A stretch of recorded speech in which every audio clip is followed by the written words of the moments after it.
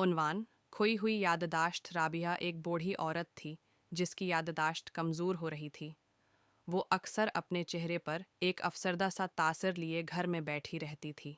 उसे अपने बचपन की याद नहीं आती थी, न ही अपने जवानी के दिनों की। उसे सिर्फ इतना याद था कि उसका नाम राबिया है और उसका एक बेटा है जिसका नाम आमिर है। आमिर एक बहुत ही मेहनती और कामयाब शख्स था। वो अपनी माँ से बहुत प्यार करता था और उसकी हर मुमकिना मदद करता था। वो रोज़ाना अपनी माँ से मिलने आता था और उसकी देखभाल करता था। एक दिन आमिर ने अपनी माँ को एक तोहफ़ा दिया। ये एक छोटी सी संदूकची थी जिसमें बहुत सी पुरानी तस्वीर थीं।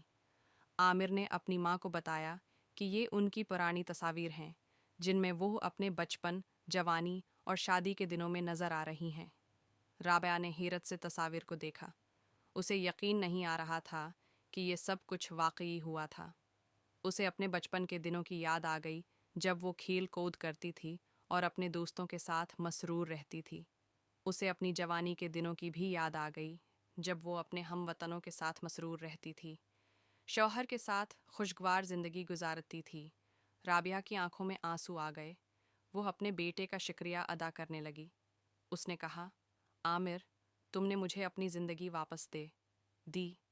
आमिर ने अपनी माँ को गले लगाया और कहा, माँ जी, मैं हमेशा आपके साथ हूँ। इस दिन के बाद राबिया की ज़िंदगी में एक नई रोशनी आ गई। वो अपनी ज़िंदगी के हमेशा के लिए हमेशा अपनी माँ के साथ होंगी। लम्हात को याद करने लगी जिन्हें वो भूल चुकी थी। उसने अपनी ज़िंदगी को दोबारा से जीना शुरू कर दिया। ये कहानी बताती है कि याददाश्त की अहमियत कितनी ज़्यादा है। याददाश्त है कि याददाश्त की अहमियत कितनी ज़्यादा है।